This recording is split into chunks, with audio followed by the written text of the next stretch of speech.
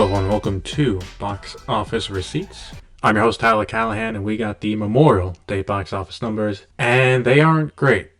Not really. Along with that, we got the casting updates, streaming updates, and more. For the domestic top 5, it was Memorial Day weekend, so the numbers will be in a 4-day format to include Monday. Opening in first place was Furiosa with 32.3 million. Right behind it, in second place, was the Garfield movie with an opening of 31.2 million. Third place was If with 22.3 million for a total of 64.8 million. Fourth place was Kingdom of the Planet of the Apes with 17.6 million for a total of $127 million. And in fifth place was The Fall Guy with 7.9 million for a total of 74.1 million.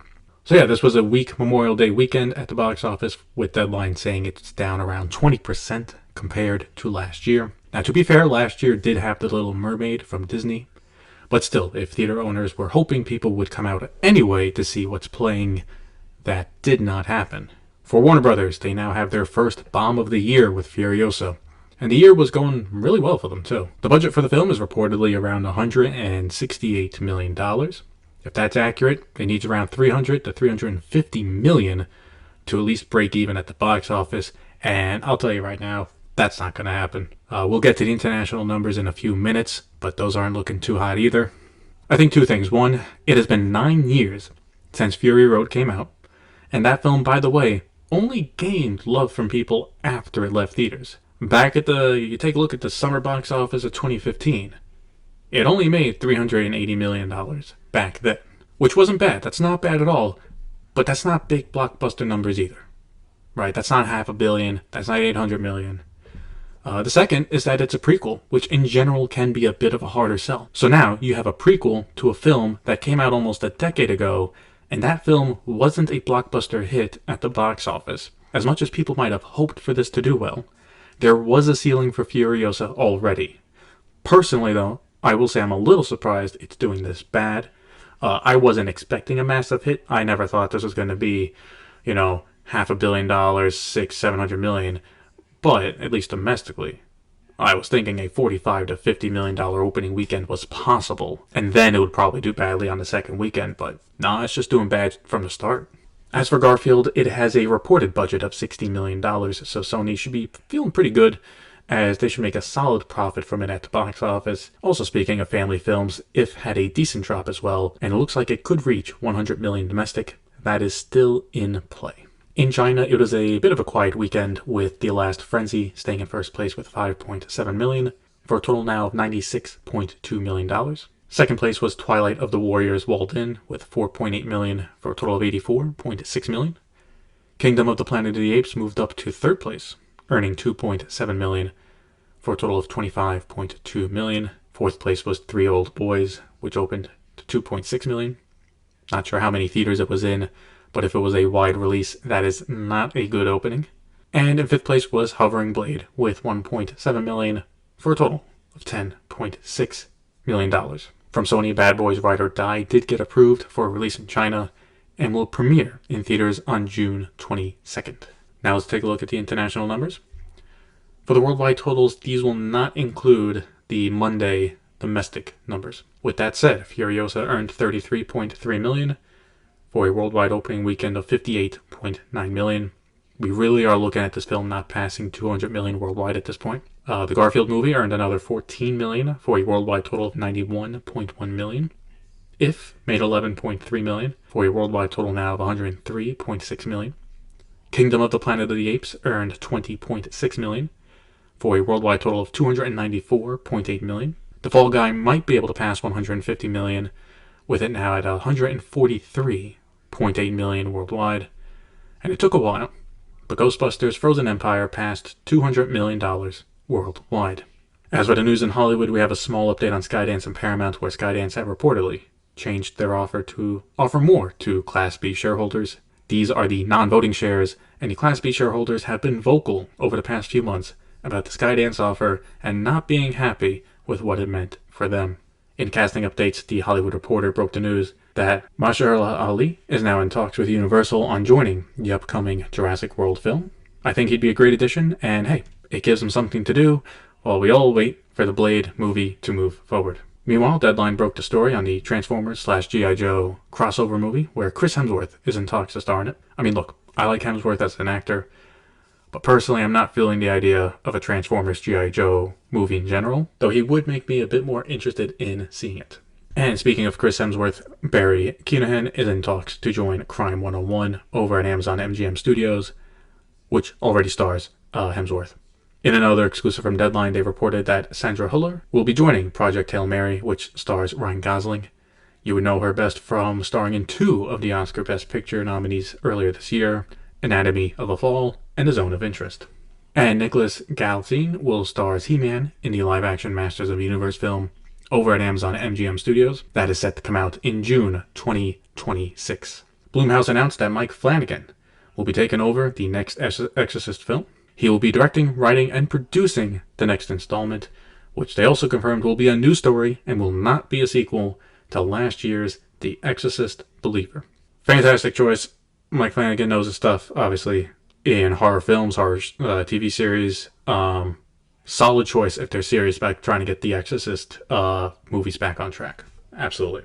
As for another movie in development, Deadline broke the news that a sequel to Isn't It Romantic is in the works. The original was a rom-com that starred Rebel Wilson. The sequel will be called Isn't It Scary, with April Prosner signed on to write the script. Looks like it'll be a movie that will use the typical horror movie tropes. Sadly, there were some deaths this week. Stephen J. Reveal died at the age of 75. He was a screenwriter who worked on numerous films, including Nixon, Ollie, and Pawn, Sacrifice. George Maxson died at the age of 94. He was a film and TV columnist for 44 years and worked for the New York Daily News. Martin Stargner died at the age of 92. In his career, he was a producer and the first president of ABC Entertainment.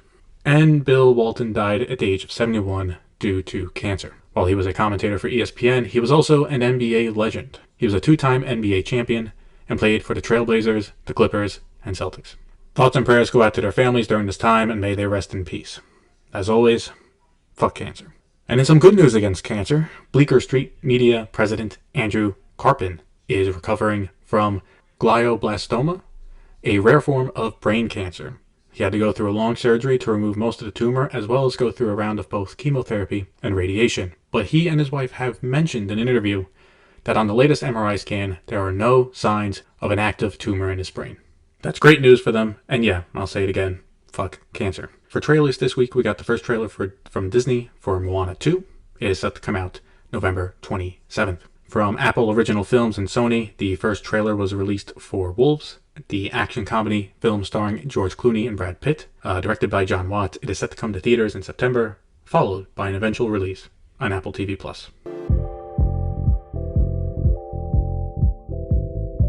And for VOD Premium, let's go to Netflix. Deadline broke the news on more casting updates for the upcoming Knives Out film, Wake Up Dead Man. They report that Jeremy Renner, Kerry Washington, Mila Kunis, and Glenn Close have joined the cast.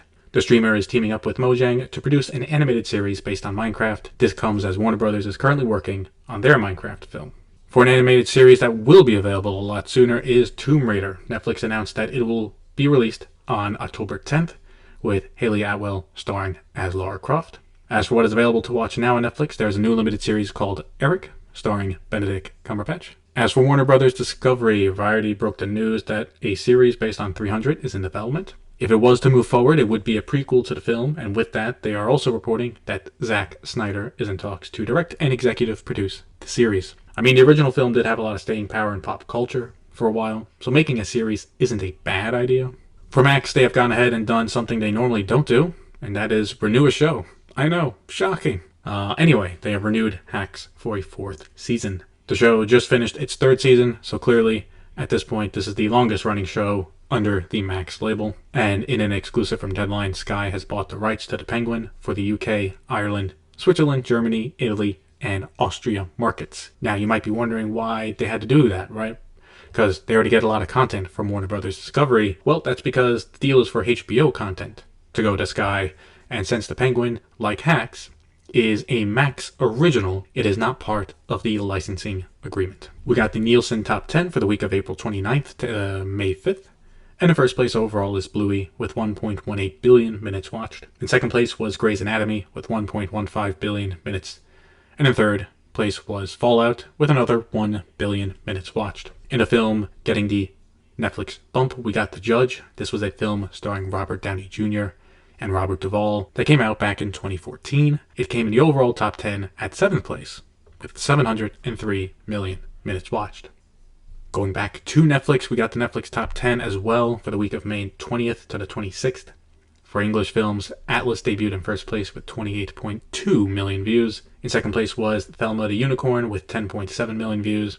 And in third place was Ice Age Dawn of the Dinosaurs with 9.5 million views. For English TV shows, the third season of Bridgerton stayed in first place with another 25.3 million views. Second place was the first season of Bridgerton with 6.4 million views. And in third place was Ashley Madison, Sex, Lies, and Scandal with 6.3 million views. The streamer also released a trailer for A Family Affair. The upcoming rom-com film stars Nicole Kidman, Zac Efron, and Joey King. It comes out on June 28th. And then we wrap up with Prime Video, where 2 new series are in development. First, they have ordered a Young Sherlock TV series. The series will be based on a series of novels called Young Sherlock Holmes, written by Andy Lane. As for the series, Hero Finis Tiffin has been cast as Sherlock Holmes, and Guy Ritchie is set to direct and executive produce the series. Look, I don't mind this, but Guy Ritchie, please make a third Sherlock Holmes movie, please. The other series in development is Criminal. This will be a crime series based on a graphic novel series of the same name. Charlie Hunnam has been cast in the lead role with other cast members including Adria Arjona and Richard Jenkins. That's a solid cast so far, so I'm probably going to give this a watch when it comes out. And that is it for this episode of Box Office Receipts. If you want to follow me on Threads, X, or Instagram, links to those are in the show notes.